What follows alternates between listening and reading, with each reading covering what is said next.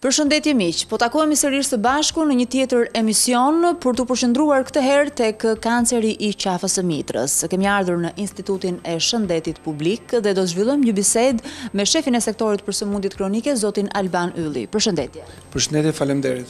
Faleminderit që po na prisni, në fakt dhe për interes të publikut, të popullatës së shëndosh dhe atyre që janë pacient, do donim të dinim diçka më tepër për sa i përket zhvillimeve më të fundit dhe asaj çfarë është e re dhe duhet të gjithë njerëzit të dinë në lidhje me kancerin e qafës së mitrës. Atëherë, termi kanceri i qafës së mitrës është një term shqiptar që përdoret gjithësisht në publik, mes profesionistëve përdoren dhe termat kanceri cerviksit apo cervikal. Bëhet fjalë për një rajon anatomik të saktë tek gratë. Është një kancer jo shumë i shpeshtë fatmirësisht në Shqipëri, relativisht krahasuar me kancerin e gjirit, por kur e studiojmë atë tek grup moshat riprodhuese, vëmë re që ai është kanceri i dytë mas kancerit të gjirit, pra në një farë mënyrë është prioritar edhe nga pikpamja e epidemiologjisë. Ka edhe një arsye tjetër të rëndësishme për të cilën ne merrem me këtë kancer, sepse ju mund ta keni vënë re që flitet më shumë për kancerin e qafës së mitrës se për disa kancere të tjera, të cilat prekin gjithsesi gratë. Përse? Sepse ka eksperiencë, ka përvoja, ka praktika në botë, të cilat na dëshmojnë që ky është një kancer që mund pothuajse të parandalohet krejtësisht, pra potenciali për parandalimin e tij është në 90% nëse ne e kapim atë herët. Ndryshe nga kanceri i gjirit, ku kemi një efektivitet, por jo të këtyre përmasave. Pra, përfitimet në vdekshmëri lidhur me kancerin e gjirit, kur ndërtojmë programe të mira të depistimit, janë rreth 25%, pra 1 në 4 gra do të përfitonte nga ky kancer, ose 1/4 e mortalitetit do të kursej. Në rastin e kancerit të qafës mitrës apo të cerviksit, dëshmit nga Europa janë 75%, 80% dhe në kushte po e quaj laboratorike do të shkonim 90-95%. Përse ky ndryshim i madh në përqindje? Sepse dallojnë, si thua, historia natyrore e smundjes, është një kancer i cili kërkon një kohë më të gjatë për të zhvilluar, dhe së dyti, testet që përdoren për kapjen e hershme të prekancereve janë shumë më efikase, shumë më kosto efektive. Pap testi tradicional për cilin ka dëgjuar një pjesë e madhe e publikut shqiptar, pra verifikimi i qelizave anormale në morim e qelizave normale të këtij rajoni specifik që e quajtëm cerviksi apo qafa e mitrës, ose identifikimi i virusit shkaktar në një ngarkesë të caktuar te gratë, na ka dëshmuar se na çon me shpejtësi drejt identifikimit të kancerit dhe parandalimit të vdekjeve të personave të cilët janë nënshtruar këtij testimi. Dhe për të kthyer ke pyetja jote fillestare, në Shqipëri ka zhvillime të fundit në këtë drejtim. Është e vërtetë që për kancerin e gjirit është folur më shumë dhe deri diku është investuar dhe më shumë në mamografi, në fushata ndërgjegjësimi e tjera. Për kancerin e qafës mitrës debatet kanë qenë në nivelet profesionistëve, por punët kanë evoluar shumë shpejt. Ne shpresojmë që vitin e ardhshëm të fillojnë të pilotojnë në mënyrë të organizuar. Në Shqipëri kryhet testim për kapjen e hershme të kancerit të qafës mitrës, por ne i quajmë ato oportunist me probleme. Ka nevojë që ai të bëhet organizuar në mënyrë që të ketë efektivitet maksimal. Tani, nëse referohemi punës së Institutit të Shëndetit Publik, një moment shumë i rëndësishëm është edhe ndërgjegjësimi, fushata dhe le të themi risi nga viti në vit. Çfarë mund të themi për sa i përket të rejave dhe pozitiviteteve në këto momente që ne po flasim? Ku synoni ju, le të themi, ku keni vënë theksin në fushatat aktuale? Atëherë, është e vërtetë që një nga orientimet e punës së Institutit të Shëndetit Publik ka qenë ndërgjegjësimi i publikut për të përdorur ato shërbime që ekzistojnë, por kohët e fundit ne po merremi shumë me standardizimin e shërbimeve që duhet ofrohen, në mënyrë që ato jo vetëm të jenë kosto efektive, por të jenë të vlefshme dhe të jenë me risk minimal për publikun. Të mos harrojmë që çdo fushat, çdo program i cili fton individët e shëndetshëm për të kryer testime, për të kryer ekzaminime apo për kontakte me mjekun, ka edhe riske të fsheta. Këto janë riske të kuptueshme lidhur me koston e sistemit, pra sistemi do të fillojë do të mbulojë nga një masë e madhe njerëzish të shëndetshëm, por kanë edhe riske për individët. Shumica e individëve që dalin pozitiv nga testet duhet i nënshtrohen, po quaj një kalvari ekzaminimesh të mëtejshme, konsultash, verifikimesh, për të parë në fund shumica dërmuese e tyre që janë të shëndetshëm, sërish njelën të shëndetshëm, janë negativ, janë pas smundjen. Por gjithë programet e kapjes hershme e kanë këtë problem, këtë defekt, që jemi detyruar të punojmë me një grup pozitivësh për të verifikuar cilët prej tyre kanë smundjet ose kanë nevojë për ndërhyrje të shpejta dhe ndonjëherë invazive, që mund të jenë me problem për cilësinë e jetës së personave. Pra është e rëndësishme që individët të njohin këtë fakt dhe këtë fakt duhet ta njohin edhe profesionistët e shëndetit. Ne sapo kemi punuar në një grup pune me qendrën e cilësisë dhe të akreditimit në Tiranë, me specialistë qendrës spitalore universitare të 2 spitaleve ginekologjike në Shqipëri, kemi përgatitur udhëzues dhe protokolle për kapjen e hershme të kancerit cervikal në kushtet e kujdesit parësor, çfarë mund të bëhet aty për ta kapur herët të kancer, dhe vetëm 2-3 ditë më parë kemi kryer dhe një kurs trajnimi 3 ditor me gjithë profesionistët e qendrave të gruas apo të qendrave tjera shëndetësore në Tiranë, ku kemi dhënë të rejat më të fundit dhe kemi debatuar edhe mbi këtë çështje. Pse duhet të fokusojmë në disa mosha të caktuara, pse duhet të kemi një periodicitet të caktuar? Sepse vëmë re që në Shqipëri këto gjëra ende nuk funksionojnë. Çdo kush që ka një dëshirë shkon menjëherë në sistemin shëndetësor publik ose privat për të përfituar nga ato shërbimet e kapjes hershme, ndërkohë që një masë e madhe personash ku mund të fshihet risku më i madh, nuk i përdorin këto shërbime. Pra mund të themi që në qoftë se referohemi depistimit, ka të mirat e veta, po pas ka dhe problemet e veta? Ka dhe problemet e veta dhe po e vendos këtë pikërisht në dritën e përdorimit, e profilit të përdorimit aktual të shërbimeve në Shqipëri. Ekziston mundësia që një rreth 10% që popullatës të përdori më shumë se sa duhet shërbimet e depistimit, ndërkohë që një pjesë e madhe e popullatës të mos di për ekzistencën e tyre, të mos ketë ndërgjegjësimin e mjaftueshëm për përdorimin e tyre, të refuzoj përdorimin e tyre, kur është me risk më të madh dhe kur përfitimi do të ishte më i madh. Dhe nëse ne nuk arrim të mbulojmë një pjesë të madhe të popullatës me shërbimet e depistimit, duke sakrifikuar grupe të caktuara të popullatës, sidomos ato në moshë shumë të re, duke sakrifikuar diçka edhe te periodiciteti, ka pak rëndësi ta kryejmë testin çdo vit. Ndonjëherë nuk është dhe shumë kost efektive ta kryejmë testin në çdo 2 vjet apo çdo 3 vjet. Ndërkohë që është shumë e dobishme nëse arrit të kapim 60%, 80% popullatës dhe kryejmë testin me një periodicitet më të rrallë, por shumica dërmuese e tyre e kryen. Do të kemi përfitime të mëdha. Studimet në botë, përvoja më e mirë ndërkombëtare na e dëshmon këtë dhe jemi duke insistuar mbi këtë çështje. Kjo është arsyeja pse u morëm gjithësisht me protokollet për të arritur në disa standarde të aplikimit të depistimit ose të kapjes hershme kancerit cerviksit, se për atë po flasim në Shqipëri, në mënyrë që të kemi përdorim më të mirë të burimeve dhe risku më të ulët. Insistoj edhe një herë ke risku, sepse është gjithmonë e më e madhe mundësia te grupet me risk të ulët, që ndonjëherë janë më të prirura për arsye të arsimimit të tyre ose ndërgjegjësimit të tyre të përdorin shërbimet e depistimit, përfitimi të jetë më i vogël dhe dëmi të jetë më i madh. Dhe ç'u kuptoj me dëm? Me dëm kuptoj orë të humbura, ditë të humbura të punës për të kryer ekzamenimet të mëtejshme, ekzaminime të panevojshme, ankth dhe ndonjëherë ekzaminime invazive, pra që kërkojnë operacione për shembull, apo të ndërhyrje kirurgjikale.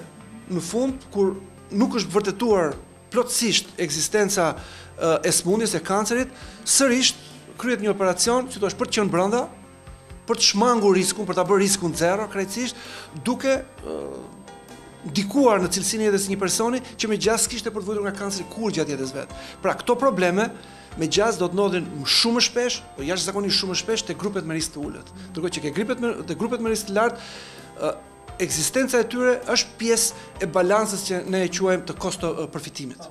Pra këtu shohim që përveç invazivitetit të individit, kemi të bëjmë dhe me shpenzime të tepruara. Kush duhet, le të themi, që t'i përcaktoj këto protokolle saktësisht siç duhet? Kush e ka targetin? Atëherë, ne besojmë se protokollet duhet bazohen në praktikat më të mira ose në evidencë. Pra, termi shkencor që përdoret për mjekësi moderne prej rreth 2 dekadash ose më tepër është evidence-based medicine. Çka do të thotë? Të gjitha praktikat, ndërhyrjet që propozohen në sistemin shkencor duhet të jenë të mbështetur në fakte, në kërkime shkencore sistematike dhe të standardizuara, të pranuara gjithësisht nga autoritetet më të mira të botës. Dhe në Shqipëri ne besojmë se grupet punës, si ai që ne kemi ndërtuar, midis Institutit Shtetit Publik, qendrës spitalore universitare, spitaleve ginekologjike dhe qendrës që ka tagrën për të mbrojtur, si thuaç, cilësinë e sistemit shëndetësor, për kontrolluar sigurinë e ofrimit të shërbimeve, një qendër specifike që ju mund të keni dëgjuar për këtë, unë them është modeli më i përshtatshëm për të propozuar zgjidhjet adekuate për popullatën e Shqipërisë. Ministria e Shëndetësisë është autoriteti udhëheqës, i cili normalisht duhet të marrë dhe të bëjë balancën e kosto-efektivitet përfundimtar apo të përfitimit në terma afat shkurtër apo në terma afat gjatë. A ka një strategji konkrete mbi të cilën do të bazohet kjo punë që ju e shpjeguat me shumë saktësi dhe shumë prakticitet? Atëherë ka një strategji të përgjithshme mbi kancerin në Shqipëri, e cila përcakton orientimet kryesore, ato që i konsiderohen prioritete kombëtare, por, siç ju thash, udhërofyesi i sapo përgatitur do të shërbej si një model i punës, të paktën në nivelin e kujdesit parësor, në qendrat shëndetësore, por ai është lidhur aq fort me allkat e tjera të sistemit, sa o ta vërë në punë gjithë sistemin shëndetësor, shumë shpejt besoj unë, nga viti i ardhshëm, për të filluar dhe për të përmirësuar punën në këtë drejtim. Është e nevojshme që ndërhyrjet të jenë sistematike, dhe ne besojmë që edhe me mbështetje ndërkombëtare, kemi gjetur partner edhe ndërkombëtar për këtë çështje në vendi Fqinj, qendra bashkëpunuese të Organizatës Botërore të Shëndetësisë, pra me autoritet dhe me përvojë të madhe në këtë fushë, dhe them që mundet nga viti i ardhshëm fillojmë të krijojmë në Shqipëri dhe modelet më të mira të depistimit. Dhe jo një depistim që dikush mes profesionistëve e quan të egër, ose dikush tjetër e quan oportunist, pra që mund të ketë efektin e vet publik, është një shërbim, pra ndërgjegjja jon është deri diku e qetë, sepse shërbimi ofrohet, aty e keni, por riskjet, kostot e tij janë të tilla sa na bëjnë të mendojmë që ka nevojë për të ndryshuar. Në qoftë se i referohemi sëmundjeve kanceroze në përgjithësi, paktën nuk e nisur nga ajo që dim dhe nga ajo që ju thatë, pretendojmë që përqindja e suksesit, në qoftë se referohemi kancerit të qafës të mitrës, të jetë më i madh sepse dihen shkaqet. Çfarë mund të themi për këtë pjesë? Atëherë, SPAR do doja të nënvizoj edhe një herë që për kancerin e qafës mitrës ka përvoja të dokumentuara prej dekadash të mundësisë kontrollit parandalimit të tij, biles jo thjesht të kapjes hershme dhe të parandalimit të vdekshmërisë, por dhe të parandalimit të kancerit, se ne mund ta kapim atë në faza aq të hershme sa i quhet prekancer, e kontrollojmë, e shërojmë dhe në një farë mënyre ne pengojmë shfaqjen e kancerit, pengojmë ose ulim incidencën e sëmundjes, shpeshësinë e sëmundjes popullat dhe jo thjesht vdekshmërinë e saj. Në çfarë mënyrë? Nëpërmjet teknikave të tilla si pap testi apo testi EPV-s apo një test tjetër që përdoret më pak në Shqipëri, por që përdoret shumë në vende të tjera si India, Tajlanda, në Afrikë, që është inspektimi vizual. Pra, këto janë praktika të cilat e vendosin kancerin e qafës mitrës nga pikpamja e prioriteteve mes kancereve në vendet e para. Pra, edhe kur flasim për sëmundjet kronike në përgjithësi, në strategjitë botërore, europiane të sëmundjeve kronike, në indikatorët e monitorimit të vlerësimit, mes programeve të depistimit, më prioritari është ai i kapjes hershme të kancerit të qafës mitrës. E theksoj edhe një herë, për arsye të historisë natyrore të sëmundjes dhe për arsye të testeve që janë shumë kosto-efektive, shumë të vlefshme. Ka edhe një element tjetër që ju e përmendët pak në pyetjen tuaj. Ne dim shkaktarin e tij. Është e vërtetë që është një nga kanceret, janë të pakta kanceret kur ne një farë mënyre flasim për shkaktar dhe jo për një mozaik apo një mori faktorësh rrisë, të cilët mund të ndikojnë për një fraksion të shfaqjes kancerit në shoqëri. Këtu ne e dim që është virusi papilomës njerëzore, papilomës humane, shkaktari kryesor. S'ka disa faktorë të risku, por që në thelb kanë bëjnë thjesht dhe vetëm me qarkullimin e tij, invazivitetin e tij dhe aftësinë e këtij virusi për të shkaktuar kancerin. Dim edhe në Shqipëri, janë kryer Instituti i Shtetit Publik, ka kryer studimet e nevojshme për të parë se cilët tipa qarkullojnë, se jo të gjithë tipat e këtij virusit. Ka shumë tipa, janë 80 e ca tipa të këtij virusi, të cilët qarkullojnë popullatët njerëzore. Një pjesë e vogël, shumë e vogël e tyre, ja 2 deri në 4, janë ata përgjegjës për shumicën ndërmuese të kancerit. Pra e dim edhe këtë fakt. Pra dim shumë për shkaktarin dhe në një farë mënyre ne mund ta kontrollojmë këtë kancer edhe nëpërmjet masave klasike shumë efektive të parandalimit të sëmundjes në gjenezën e saj, në fillimet e saj. Fatmirësisht ekziston një vaksinë për këtë kancer. Fatkeqësisht ende në Shqipëri është e shtrenjtë. Është ende jashtë kufive të propozuar nga Organizata Botërore e Shëndetësisë për ta futur masivisht popullat, por ekzistojnë gjitha mundësitë që nëpërmjet programeve të organizuara mirë, nëpërmjet bashkëpunimit, komunikimit publik-privat, gjëra që kanë ndodhur në Afrikë për shembull, ku ky është një kancer shumë i shpesh, është ndër kanceret më të shpeshtë. Të merrë seriozisht parasysh edhe fillimi i programit të vaksinimit. Pra, jo të kapjes hershme tashmë, por të vaksinimit të fëmijëve të shëndetshëm me një vaksinë e cila e parandalon shfaqjen e virusit, është provuar që në shumicë dërmuese parandalon shfaqjen e virusit pas 10 apo 20 vjetësh, dhe në këtë mënyrë do të kapnim, do të eliminonim rrënjët e problemit. Ama sërish, këtë e thonë dhe ekspertët më të mirë, dhe vetëm ata që kanë interes sepse punojnë në fushën e kapjes hershme të kancerit, ka dy probleme. E para, efektet e kësaj ndërmarrje, e kësaj ndërhyrje do të shfaqeshin pas disa dekadash. Pra, ne ende do të kishim të bënim me dhjetra, me qindra raste me kancer apo me vdekje nga kanceri i qafës mitrës në vitet që vinë. Dhe ne do të japim një zgjidhje atyre. Kapja e hershme depistimi është zgjidhje për këtë. Së dyti, vaksina është një zgjidhje shumë e mirë, studimet shkencore e dëshmojnë këtë, por jo e plot. Nuk jep një mbrojtje 100% problemit. Kështu që me sa duket, çka ne kemi rënë dakord edhe në takimet mes ekspertëve në nivele më të lartë në Shqipëri, jemi detyruar një farë mënyrë në thonë jemi të dënuar në Shqipëri ta orientojmë ndërhyrjen tonë në dy drejtime. Një, të bëjmë përpjekje që në kushte afat shkurtra ose afat mesme të fillojmë edhe programet e vaksinimit masiv në popullat nëpërmjet një bashkëpunimi e theksoj edhe një herë publik-privat për gjetur koston më të përshtatshme, riskun më të ulët për sistemin shëndetësor, dhe nga ana tjetër kapjen e hershme, depistimin sa më të organizuar, sa më sistematik, sipas disa standardeve, të cilat do të na ofronin kosto efektivitetin më të madh, pra harxhimin më të vogël burimeve që kemi në dispozicion për përfitimin më të madh dhe uljen maksimale të riskut që unë e përmenda pak më parë, dhe që nuk është i papërfillshëm në Shqipëri, sidomos në sistemin shqiptar, ku ende ka rol të rëndësishëm sistemi privat, ku ende ka një rol të rëndësishëm sistemi, po themi, i tregut zi që ekziston brenda sistemit publik, dhe në programet e depistimit këto janë thelbësore.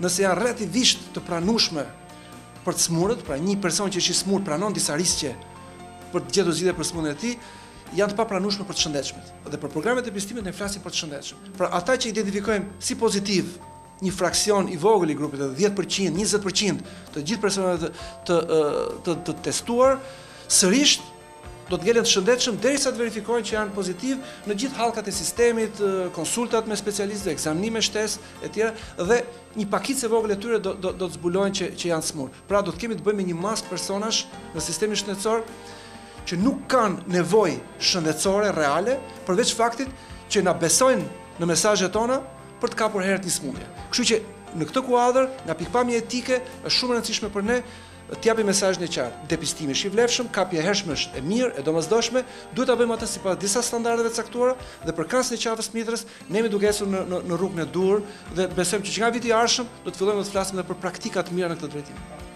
Sigurisht që ky është vetëm një emision, unë besoj që kemi dhënë mesazhe të qarta, kemi dhënë orientime të duhura për të mos u keq përdorur shpeshherë ato momente në emër të suksesit nga persona abuziv. Gjithsesi ne do të jemi bashkë sërish për të folur për suksesin e këtyre politikave dhe të këtyre tentativave frydhënëse, sepse vërtet kur flasim për qafën e mitrës, kemi në dorë të themi për një përqindje më të madhe suksesi. Faleminderit shumë për mendimet tuaja. Faleminderit edhe një herë për intervistën. Unë besoj që intervista të tilla i shërbejnë publikut nga njëra për të ndërgjegjësuar që të përdorin më shumë sistemin shëndetësor, por nga ana tjetër, siç e dëshmoi edhe kjo intervistë, për të vendosur edhe një marrëdhënie besimi me sistemin shëndetësor, që ka shumë nevojshëm në këtë vend. Faleminderit. Faleminderit dhe ju miqtë e mi që na ndoqët, do të jemi së bashku në emisione të tjera.